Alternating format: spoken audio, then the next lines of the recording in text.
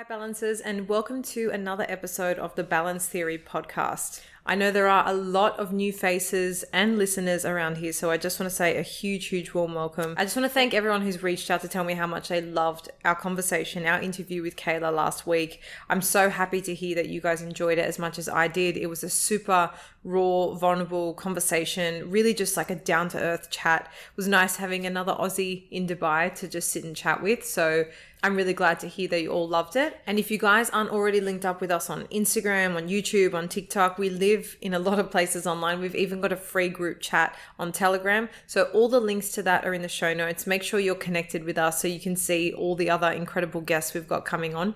And of course, if you haven't checked out that episode with Kayla, go ahead. It's the one just before this one. It's really worth a listen, especially if you have any health goals for 2024. There's some incredible tips and gems from that episode, so check it out. This episode is a little bit of a creative topic for me. It's something I've really been thinking about, right? I've been thinking about feminine energy, what it means to me to be a woman, to be a strong woman, and how I kind of conceptualize and put that all together. And so I just wanted to share a couple of thoughts because I feel like, and especially the way I've been raised, I feel in the era, the time we live in, we as women have so many beautiful opportunities, right? We can be independent, we can work, and depending on what part of the world you live in, you can have a lot of similar rights to men, right? We're blessed to live in this time where we have so much opportunity. But I feel there has been a shift to us having to be so strong and so independent that we almost lose this really soft feminine side sometimes, because that hustle, work, go, always decision making, that's masculine energy, right? And I think having to be in that 24/7, a lot of our jobs, I work in corporate, I know a lot of you do as well, whether you're a business owner or you have a 9 to 5, we are situated in that masculine energy quite a lot. And so 2024 for me is really just starting to think about how I can embrace my feminine energy, 5 practical ways I'm actually going to try and do that, and how I actually see this being a strength. I think in the past, had you asked me 5 years ago, I think really being in this dominant energy, go was something that I was pretty good at, but I think also just really aspired to be and do. And I'm not knocking it at all. I'm coming at it from a completely personal angle, and I feel that I would love to just shift back into feminine energy. One thing I want to share with you guys is after my wedding, in the next few years to come, I would love to become a mother. And I feel a really beautiful part of that will be coming back into my feminine energy. And I feel that's going to be of great service to me and my family. It'll create a nice balance, right, to what my fiance, who will then be my husband, will be bringing to the relationship. And I feel even now in the dynamic of our relationship, I can see that me really embracing like my softer feminine energy will only bring more balance, more unity. Like it'll just be a nice addition to the family. Plus, I feel great when I'm a little bit more creative and free flowing, I never really gave myself the space and time to be that way because, as I said, I was always drawn to this dominant masculine, had to be independent type energy. So today I want to share 5 ways that I'm practically going to try and tap into that feminine energy a little bit more this year.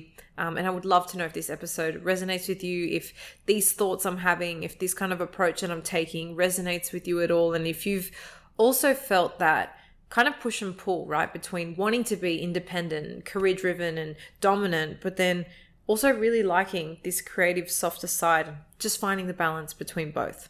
So let's go through it. Just before we dive in, don't forget to like and subscribe to this channel so you do not miss any new content.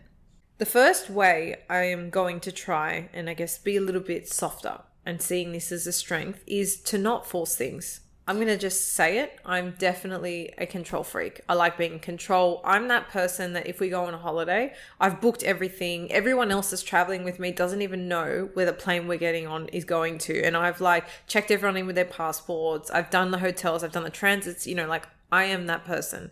I always say I'd love to go on a holiday and not know where I'm going, but that is an absolute lie. I think that would give me more anxiety than not. So I'm definitely a control freak, right?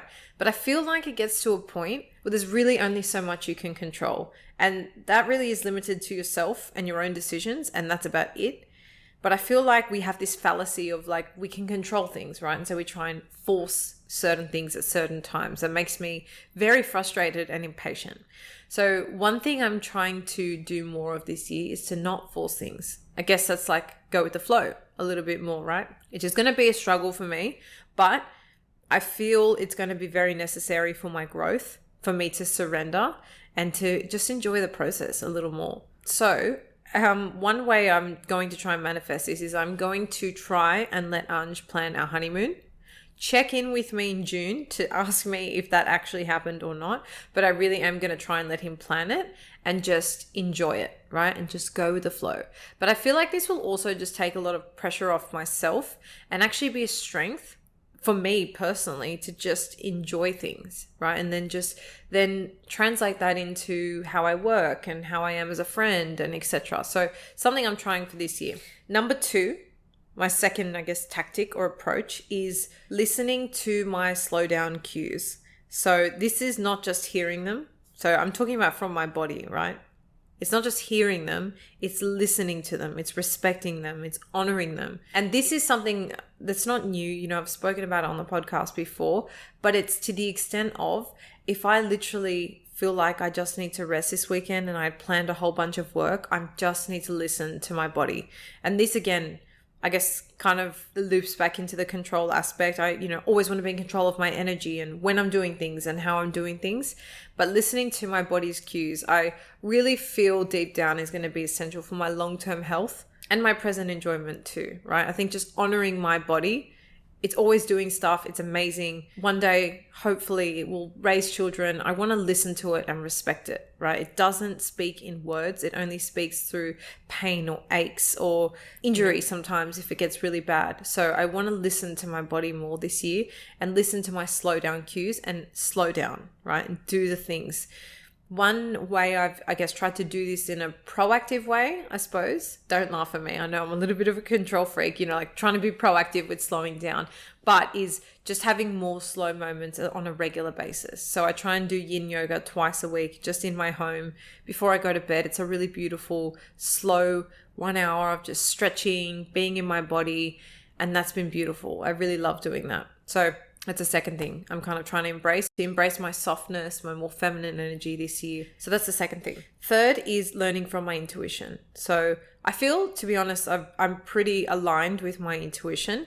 So this one is less of like, I need to start doing this and more of I want to keep doing this. And I want to learn from it too. I want to continue to listen to it and allow that to help me make decisions, but also learn from it and get curious with it. I think this is like the distinguishing piece. It's not just saying, okay, I'm not going to do this thing or I'm not going to see this person because intuitively I don't feel like it's right. It's actually being curious and trying to learn from my intuition, trying to understand what it's trying to teach me and really investigate, right? Like not just stop at this feels wrong or right, but really ask myself why and try and learn from it on a deeper level. I think will be a really interesting practice. The fourth way, and I'm really excited to put this into practice, the fourth way I'm going to try and be a little bit softer as a woman and really just embrace my feminine energy is to set intentions with everything.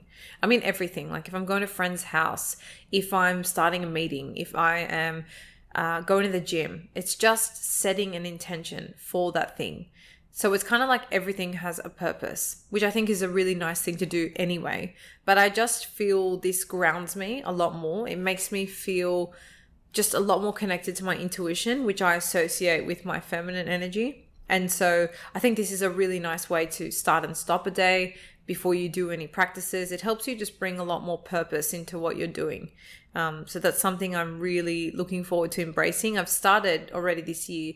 The one I've found easiest to do is, I guess, just before I do things, when I remember. I have to admit I haven't been as proactive as what I would like. But I think as well, when I wake up and having an intention for the day is another beautiful way to do it too. Number 5. The last way I'm trying to embrace being a softer woman as a strength in 2024 is to listen more than I speak, which if you guys haven't guessed, I do like talking. One thing this is a strength, but I think it can cross me as a weakness as well, is that I have a lot of friends that come to me for advice, but sometimes they just need somebody to listen to them, right? Whether it's my sister or even my fiance or his mum or whatever. Like sometimes they just want to vent and they don't need a step-by-step plan on how they're going to get themselves out of it. And I think for me, learning to distinguish that and actually listening a lot more is going to be a huge strength if I can learn to do this and learn to distinguish when people are asking and whether they're just talking.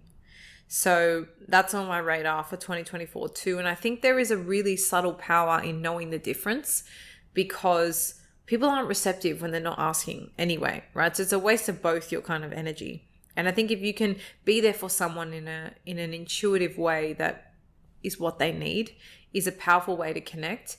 And I think if I'm not sure in a circumstance, I'll just ask, do you want advice, or do you want me to just listen to you? I think is the approach I'm going to take, because if I am struggling distinguishing, I don't want to make the mistake, and it's a learning opportunity for me too. You don't ask, you don't get. So these are kind of my scattered thoughts in an episode on how I'm trying to be a little bit softer as a woman this year, rather than feeling a need to be in this charging, go, go, go dominant energy. I really want to embrace my creativity, my femininity. And I feel like these 5 ways are going to be ways I'm going to be able to lean into it a little bit more in a creative and intuitive way. So this is the first time I've spoken about anything like this on the show. And I think it's really essential for me anyway, for my balance as a woman, for how I feel connected to myself. And I would really love to know if this conversation or this dialogue really resonates with you at all. If you felt that this is something you've also kind of been craving, right? Or if you're at a stage in your life where you actually don't want that really dominant go, go, go energy, and balancing it out with things like this, or even just starting to think about what would make sense for you, is something that you have an appetite for at the moment, something you've been thinking about. Or maybe this podcast episode has sparked something within you to start thinking about what this might look like in your own life. And whatever the answer is, I would love to know what you guys thought of today's episode. So you can either, if you guys are listening on Spotify, you can use the Q&A function at the end of the episode. So you just go on the episode page and you can put in your little votes or comments. You can reach out to us on Instagram. Of course, we've got the free Telegram chat. So that's just like a WhatsApp group with heaps of other podcast listeners from all around the world. The link is in the show notes. And just, reach out, connect with me. I mean, we're all in this together, and I would love to know what hit home for you or not. So that's it from me, guys. Enjoy the rest of your day or night, and I'll see you all next week for another incredible guest. I have my favorite person in the world. Well, maybe after my fiance, of course. My favorite guest in the world. I had the pleasure of having her on for the second time, and I'm so excited to share the episode with you. It was honestly super emotional, very, very raw, and that is none other than the beautiful Kelsey Wells. So I'm really keen to share the one with you. Make sure you guys are subscribed, alarms on, linked up on whatever platform you're listening to, so you know as soon as it goes live and you don't miss any future content.